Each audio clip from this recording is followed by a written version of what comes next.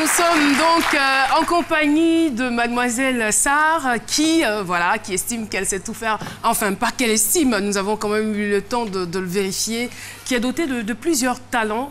Et franchement, ce n'est pas donné à tout le monde. Il y a des personnes qui vivent sur cette terre, mais qui sont à la recherche d'un seul don et qui mettent du temps à le découvrir. Mais vous, c'est comme un jeu d'enfant. C'est-à-dire que vous arrivez à toucher quelque chose, vous vous rendez compte que voilà, vous pouvez y aller, vous touchez des cheveux, vous vous rendez compte que vous pouvez coiffer, vous touchez un visage, vous vous rendez compte que vous pouvez aller jusqu'à maquiller des mariés. Vraiment, c'est extraordinaire.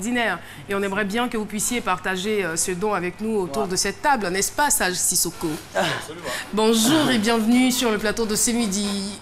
La parole sera à vous dans quelques instants, mais nous poursuivons notre échange avec notre invité. Justement, par rapport au choix que vous avez fini par faire, qui n'a pas dû être aisé, je le suppose.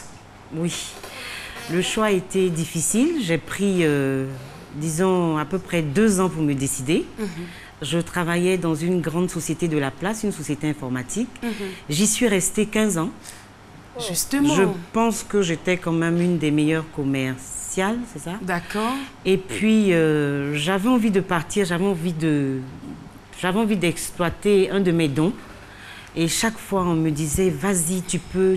Bon, j'ai un peu peur. Mais je voudrais bien qu'on reste sur ce sujet. 15 ans commercial. Je veux dire, pour quelqu'un qui passe d'un don à un autre, comment est-ce que vous avez fait pour vous stabiliser de la sorte pendant 15 ans? Alors, pendant 15 ans, je me suis stabilisée parce que c'était le même rôle. J'étais commerciale. Il fallait que je vende quelque chose à quelqu'un. Et c'est ce que j'ai fait.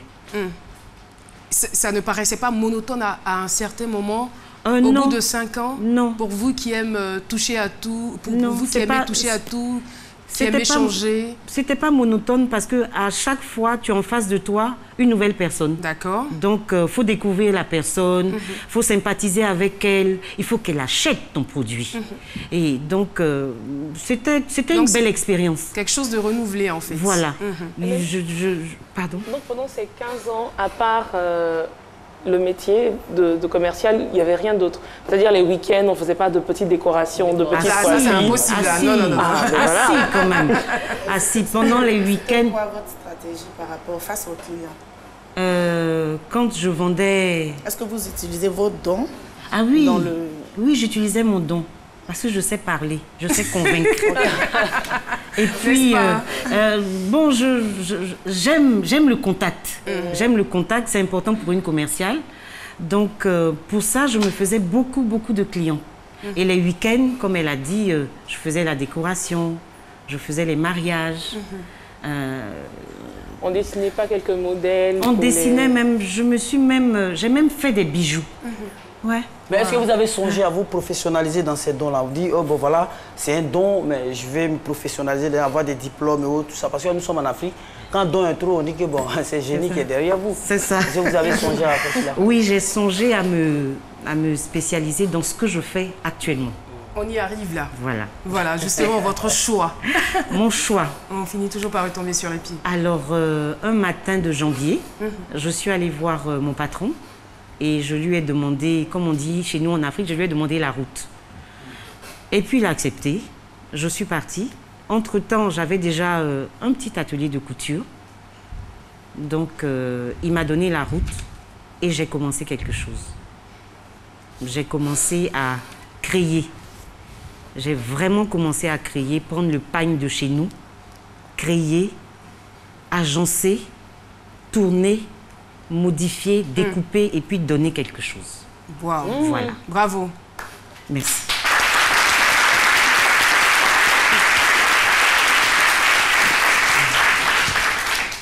Alors, j'aimerais bien savoir à qui ou à quoi vous attribuez ces nombreux talents? À qui? À Dieu. C'est lui le créateur. Je pense quand même qu'à mes parents. Ma mère est un peu artiste sur les bords. Okay. Elle fait de belles choses, elle fait de belles fleurs en paille. Okay. À ma grand-mère, qui savait danser. Voilà. À mon arrière-grand-mère, qui savait danser. Ah. Et puis, Voilà. Donc les choses s'expliquent en fait, c'est-à-dire que vous avez pris un peu de tout ça et là, voilà, chez l'arrière-grand-mère, Voilà. peut-être même si on fouille encore chez les aïeuls. Oui, chez les aïeuls. Mon aïeul vient du Portugal. Il y avait un rappel de... Voilà. Ah d'accord, et le choix que vous avez fait aujourd'hui au niveau de la couture, est-ce que c'est un choix, vous pensez, qui vous réussit? Je dirais oui pour le moment, parce que je m'y sens bien. J'ai un peu tous mes talents regroupés. Ok. Parce que quand je reçois une cliente, je la mets à l'aise. Il faut qu'elle soit à l'aise à l'espace. Il faut qu'elle soit à l'aise. Ensuite, je parle avec elle. Et puis, j'apprends à savoir ce qu'elle aime, ce qu'elle n'aime pas. Et je crée quelque chose pour elle. Quand j'ai fini de créer, elle peut me demander les accessoires. Je lui dis, tiens, tu peux mettre ça, tu peux faire comme ça, tu peux mettre des bijoux comme ça, des chaussures comme ça, tel maquillage, tu vois. Et puis quand elle sort, elle est belle du haut jusqu'en bas. Mais par mes conseils. Vous utilisez beaucoup le pagne baoulé. J'adore le pagne tissé. Je pense que c'est une des richesses que l'Afrique a. Vraiment.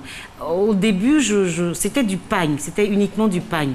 Je faisais des mélanges de pagne, mais mes clientes venaient à cause des mélanges de pagne. Et puis j'ai découvert le pagne baoulé, le pagne tissé, le pagne de Korogo, le pagne ouais. Et j'ai commencé à le travailler. Je trouve que c'est... C'est waouh, comme le dit Alcène Sidibé. En tout cas, merci beaucoup pour ce joli témoignage. Mais en même temps, selon vous, qu'est-ce qu'on peut retenir de personnes dotées de plusieurs talents? Qu'est-ce que ça vous aura véritablement apporté? Je pense que ce que ça m'apporte, c'est l'échange avec l'autre. C'est très important. La relation avec l'autre. Parce que le talent que j'ai, l'art que j'ai, je fais en sorte de le mettre à disposition de la personne qui est à côté de moi. Tu vois? Donc, quand ma cliente est satisfaite, je suis heureuse. Vous vous sentez utile. Je me sens utile. Et cela vous rend heureuse. Cela me rend heureuse. Merci beaucoup, mademoiselle Sarr. Merci de l'applaudir. Alors, que dit le sage? Qu'est-ce qu'il en pense? On va tout de suite l'écouter.